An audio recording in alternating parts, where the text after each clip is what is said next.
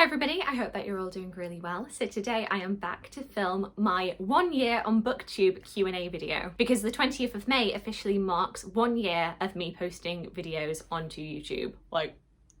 It feels so weird to say that. And I have recently gone back and watched my first video and I'm like, oh Charlotte, you're so awkward. I mean, I don't think I'm that much better now, but I do think I think I have improved. And at least now when I film videos, I don't end up having like tension headaches after filming as I did the first time that I ever sat down to film a video. I was just so anxious that I ended up bringing on a tension headache and it was not good. Thankfully that has never happened since. But yes, a couple of weeks ago I asked on Instagram and on my YouTube community page for different questions to celebrate 1 year on BookTube. And my friends did not disappoint. I'm very aware though that the last time that I did a Q&A video that my raw footage was over an hour, and I would really like that not to be the case this time, just, you know, for my editing self. So I'm gonna crack straight in with the questions. First up, coming from Kieran over at KD Books, who asks me, when are we reading Ulysses? For those of you who don't know, there is a running joke between me and Kieran, which was basically after me saying that I never wanted to read Ulysses, he would then ask me pretty much every day, when are we going to buddy read Ulysses? When are we going to buddy read Ulysses? Which is what ended up spurring on the Les Mis read along, because I said to him basically, I will only read Ulysses if you read Les Mis with me. He's now read Les Mis. Therefore, we are at some point going to read Ulysses. However, Kieran got himself into a bit of a sticky situation because he is now currently reading Wives and Daughters, which I absolutely support. I think that is a fantastic book and I think he should read it. However, I think, you know, he's a bit busy at the moment, so I don't think there's any time to read Ulysses. No, at some point we will read Ulysses. I'm just not really looking forward to it. He also asked, who's your favourite Welsh mate who's read Les Mis? I don't know, I can't think of anybody. And I mean, I'm not friends with John Owen Jones yet, so can't tell. And then finally, a very serious question to round out Kieran's questions. Best pasta shape. I don't know if I'm a bit basic to say it, but I do really like pasta shells. They just always scoop up the right amount of sauce and they're brilliant. Love them. Melina over at Melina Reads asks, what's your favourite video that you've made? And I had to answer this question for my BookTube birthday tag and I found it really hard. I don't know. I think if I'm going for one video that I like repeatedly go back to and I'm like, yeah, I'm proud of that. It's not even a BookTube video. It is my which version of Les Mis should you watch or listen to video. I just had so much fun doing that video. I had so much fun researching for that video because I just spent many weeks just listening to Les Mis on repeat. And I don't think it's a bad video. She also asks, any plans for new things on your channel in the future? Honestly, the main thing that I can think of is that I really want to restart the Penguin Monarch series. And I have read the second book in that series on Ethelred, and I do have a copy of Canute now, so we can keep on going with that. Part of the reason that I keep putting that off is purely having to script out those videos, but they will be coming. And then in terms of other plans for the channel, I'm not sure. I'm just gonna see where the wind blows. I don't want to go like too hard and fast on like strict plans. Just want to have fun, keep having fun. Nivi S asks, favourite show, musical theatre? That's a mean question. I cannot possibly answer that question, so here's 5. If you kind of put a gun to my head and said, ask me your 5 favourite musical theatre shows, then it would be obviously Les Mis, Hamilton, Sweeney Todd, Wicked, and then maybe 6. All Come From Away.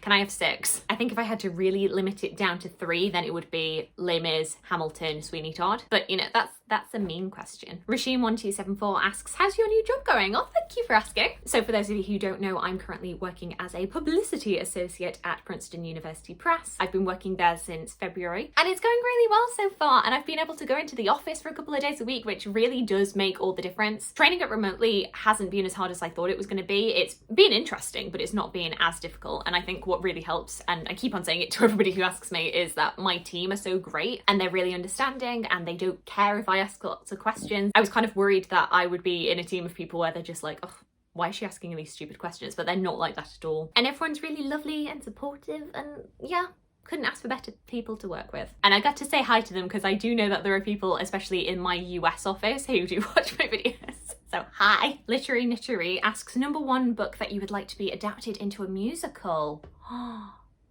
Oh, I feel like that's one of those questions where if I were reading a book, I would think, oh yeah, song there. But just off the top of my head, I can't really think of stuff because you've also got to take into consideration like what makes sense on a stage. At the beginning of lockdown last year, I saw online there was a musical version of Pride and Prejudice, which was like the best and worst thing that I've ever seen. It was very cringy. So part of me wants like a good version of Pride and Prejudice, and another part of me really wants an Emma musical. I would like to see what that would look like, but I don't know. That's a really good question though. Like if you've got any better ideas, what musical would you like to be adapted? No, what book would you like to be adapted into a musical? My brain's already gone. Amrita from Amrita by the Book asks, what have you learned over the past year? In terms of YouTube, I suppose just not getting so annoyed with myself if I film and I don't get words out as easily as I would like to. Not to beat myself up over it. I do still maintain that editing is the hardest part because I do have to like look at my face and listen to my voice and hear me stumbling over words multiple times. And I do get frustrated with myself then. But I feel like especially when I started filming videos, like during the filming process, I would get really annoyed with myself and I'd get really upset. And I feel like I've kind of let that go. I know that I can fix something in the edit. I just have to get out the sentence somewhat well one time and then I can just splidge it all together. That's not a word. Slice it all together, edit it all together, cobble it all together. And in terms of a non-YouTube thing,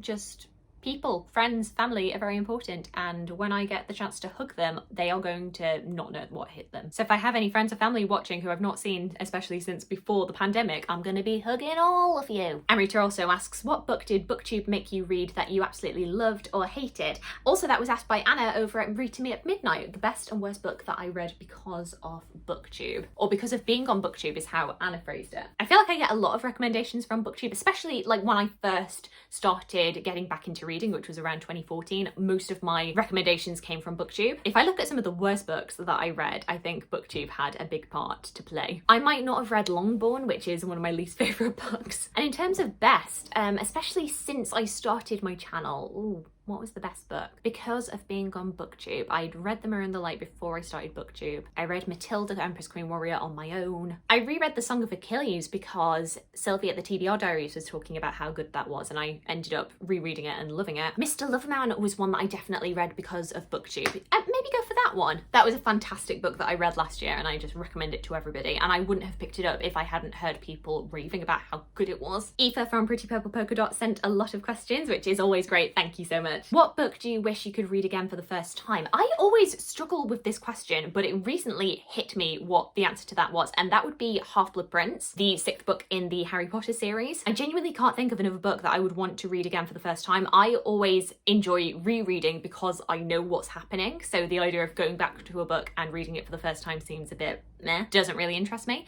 But Half-Blood Prince is definitely one that I wish I could read for the first time because it is the Harry Potter book that, it's not my least favourite Harry Potter book, but it's lower in terms of my personal rankings, which I know might be a controversial statement because a lot of people really highly rate Half-Blood Prince. And there are other reasons why I don't rate it quite as highly, but a large part of it is because I don't feel the same like nostalgic glow and bubble over Half-Blood Prince as I did the rest of the series.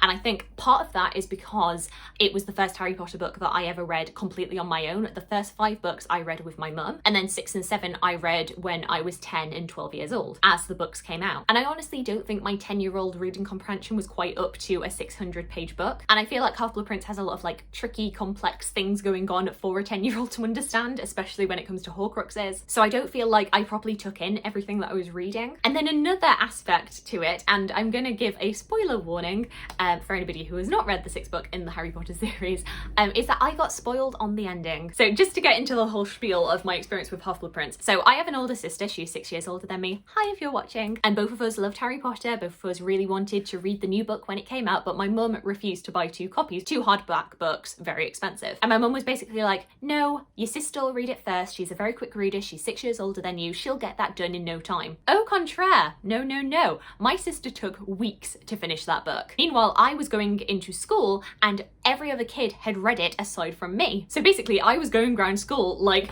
don't tell me anything. And the weeks went by and people kept on talking about Harry Potter, and I had done quite a good job at remaining spoiler free. However, there was an evil child in the year above me who, knowing that I had not read this book, ran up to me on the school playground and went, spoiler alert, he didn't say spoiler alert, that was me putting that in. He ran up to me and went, Dumbledore dies, and then ran off. And I'm still not over it. So when my sister finally finished the book and gave it to me, I was reading it kind of like, as a very nihilistic 10-year-old feeling like, what's the point? Why am I even bothering to like pay attention to the Dumbledore Harry chapters when I know that Dumbledore dies at the end? So I feel like I just missed a lot of stuff the first time reading because I was just like, I was kind of scanning the pages and feeling like, what's the point? So I feel like I didn't take in a lot of it the way that I should have. And I do think that even though I have reread the series multiple times since then, it doesn't hit me the way that the other books hit me because my first time reading it was not like the strong, lovely experience that all of the other books had. I didn't have that issue with book 7 because I did actually get a copy for book 7. Thank you, mother. And I do want to just point out for the record that I read Deathly Hallows quicker than my sister did. Thank you very much. But yes, that's the only book I can really think of that I would like to go back and read it as if it was the first time. She also asks, what book do you wish you could unread?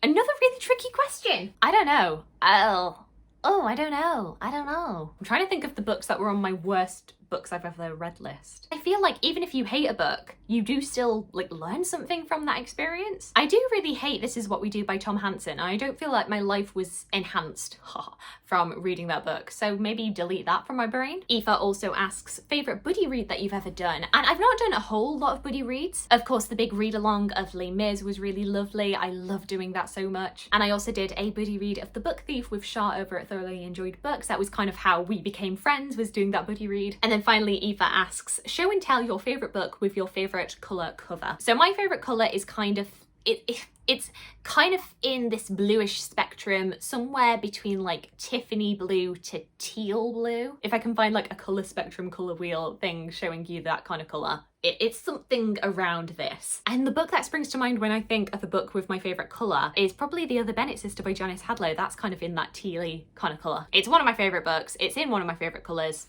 Win. And especially since I've seen the new paperback, which just it's not as good. It just looks so blah and generic. Books and Key asks, any videos that you regret making this year? That's a really interesting question.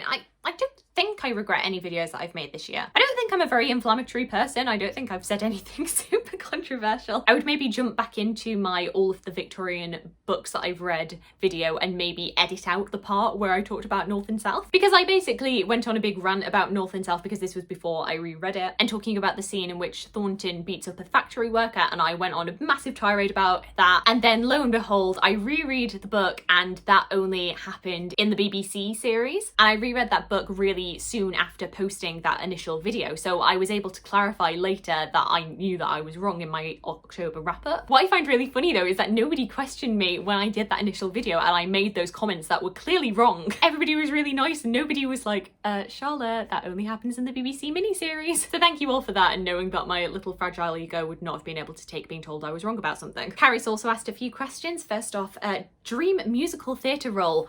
You know me so well. My dream role for the longest time, and to be honest it still is, if I lived in a world where I could play this role, would be Glinda in Wicked. I love Glinda so much. I think she's the best character. I love her songs. I especially love her dresses. Like, she looks great. However, there are many reasons why I would never get to play Glinda in Wicked. I mean, aside from the fact that I'm obviously not trained in musical theatre and do not have an agent or anything like that. But I have a friend who actually did a lot of theatre stuff who told me that actually, if you want to play Glinda in Wicked, you can't be any taller than, I think it's like 5'5", 5'6", because of the big mechanical bubble that Glinda stands on. And as somebody who is 5'8", this broke my little heart. Once again, I know that there are many reasons why I would never get to play Glinda, but the fact that I can't change the fact that I'm 5'8" really breaks my heart. I mean, can't you just make a bigger bubble? There's going to be so many stage tech people who are like, no Charlotte, no you can't. Aside from Glinda, I would love to play anybody in Les Mis, but especially Fantine and Eponine. I'd love to play Cosette as well, but her soprano bits are like, I am a soprano and I can sing like big high notes. I can sing a lot of her like super high stuff, but like she has a lot of songs that kind of sit in the bridge between my chest voice and my head voice, and she sits very comfortably and very airily up there, and I can't do that. Or at least I find it hard to do that. I'd have to really work on that. Whereas Fantine and Eponine, I feel like I could just do. Look at me just being like, I could do that part. A role that I would never get to play, but I would love to, is Eliza in Hamilton. I adore Eliza so much. Oh, and Maria in The Sound of Music. I would love to play Maria. So yeah, you asked for one, you got like 5. Are there any books that your opinion has changed on? Oh, so many. Like, move the camera to show you how many. I feel like I need to do an entire video about books that I've changed my opinion on. Generally, my opinion will always go from feeling meh about a book to absolutely loving it. It's been very rare, and I can't even think of an instance where I've loved a book, then reread it and hated it. So I definitely think I need to do a video on this in the future, but the one that is the most obvious is Wolf Hall by Hilary Mantel. The first time I read it, I really didn't like it. I've gone into like all the reasons why and how I felt about the portrayal of Thomas More and Thomas Cromwell. So I ended up giving it 2 stars because I just couldn't get over that portrayal. And then when The Mirror and the Light came out and everybody was talking about the series, I decided to give it another chance. And I basically said to myself, like, you need to stop thinking about what you want the book to be and just kind of experience it for what it is, if that makes any sense. And then when I did that, I ended up absolutely loving it. As a portrayal of the Tudor period, of the atmosphere of that court,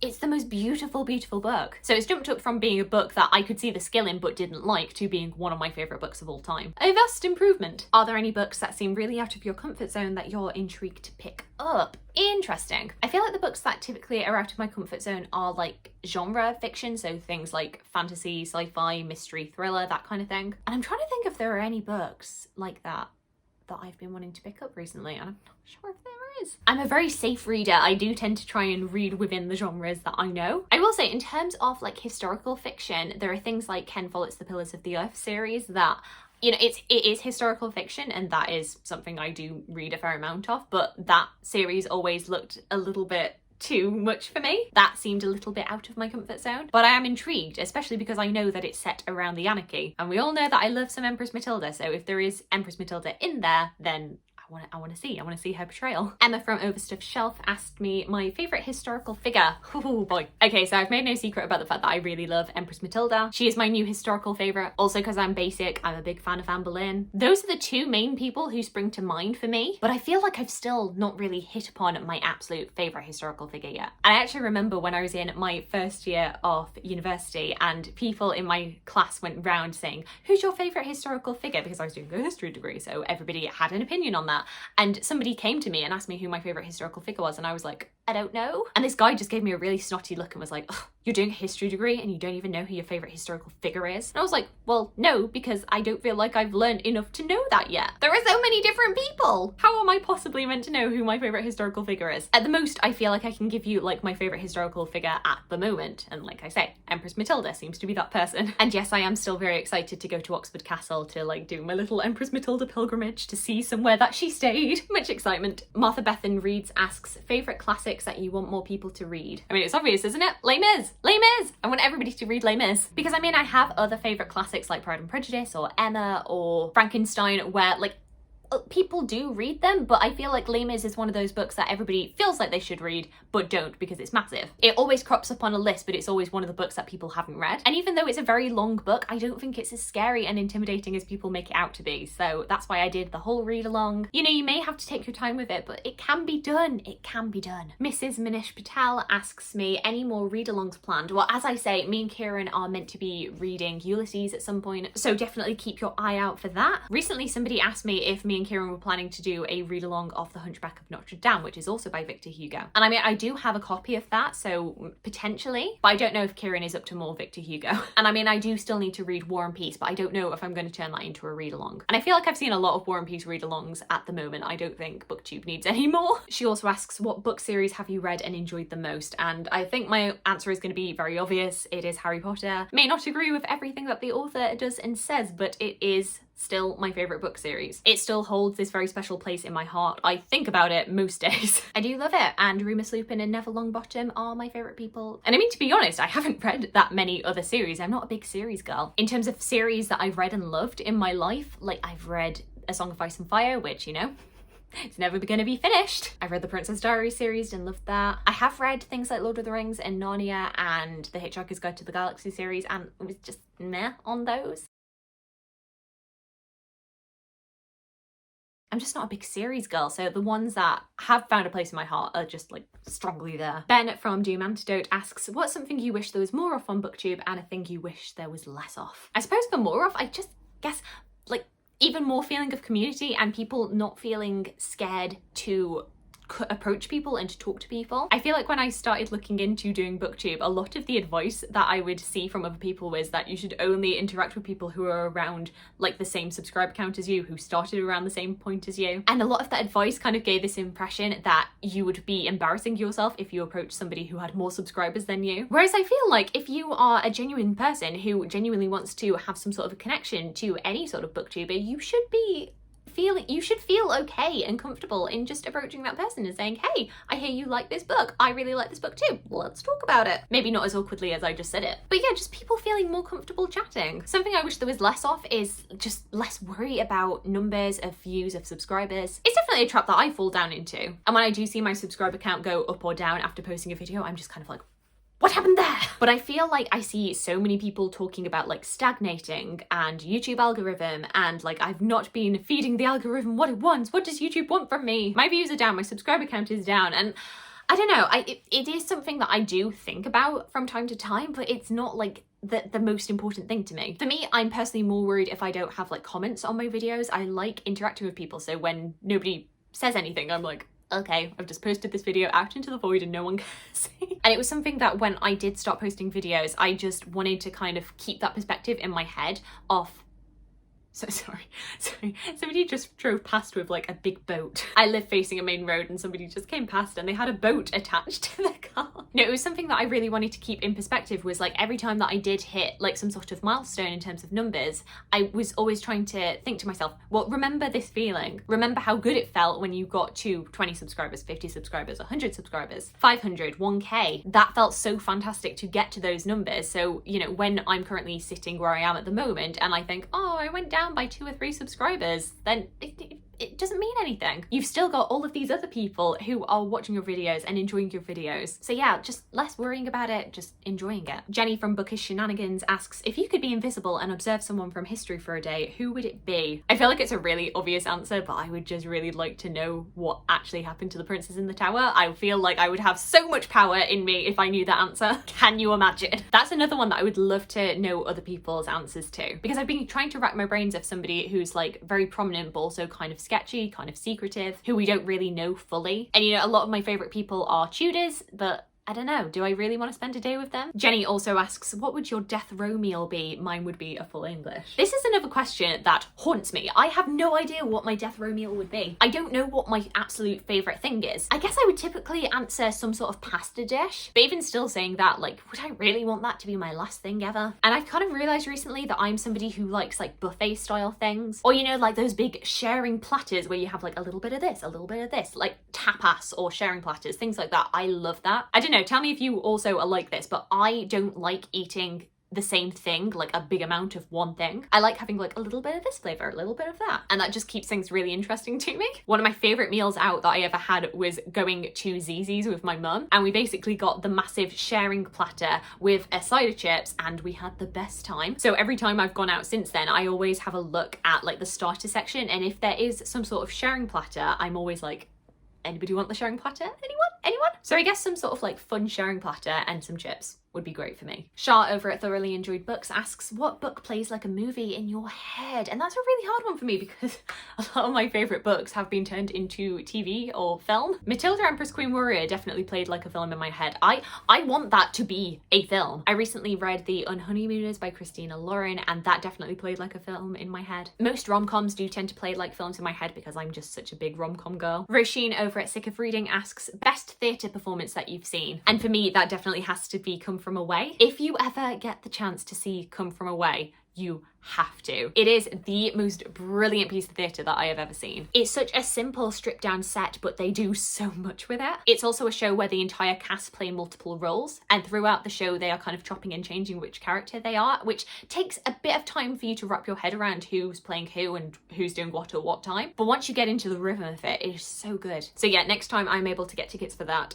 so desperate to go. And then the final question is from Lana at Lana X Libris, who asks about a book that you love but you rarely get to talk about. The main one that springs to mind for me right now is When I Hit You by Mina Kandasamy. That is a book that I read a couple of years ago and I absolutely adored it when I read it. I read it because it was shortlisted for the Women's Prize that year and it didn't win. It lost to Home Fire by Camilla Shanzi and I think it was robbed. It's a very hard going book. It is a book that is about domestic abuse. From what I understand, it was kind of semi-autobiographical from the author's life, but is written from the perspective of a woman who has gotten out of a bad marriage and she's kind of reflecting back, looking back on this marriage and how she was treated by her very abusive husband. And it's one of those books that was just so powerful, just so raw. And there were a lot of times when I was reading it where I actually had to put it down because I was getting so angry at the treatment that she was suffering under. I was putting it down, but then I was having to pick it back up again because I was like, this is just too good. So yeah, it's one that I would say proceed with caution. It's not going to be one that everybody's comfortable with, but the language, the way that she plays with this theme of building a narrative of who gets to control the story of your life, she explores that in so many different ways, and I think it's so masterfully done. And definitely one that I need to reread at some point because I love it. So okay, those were all of the questions that people asked. Thank you very much for celebrating 1 year of BookTube with me. I'd love to know your answers to any of these questions. I hope you're having a fantastic, fantastic day, and I look forward to talking to you again soon. Thanks. Bye.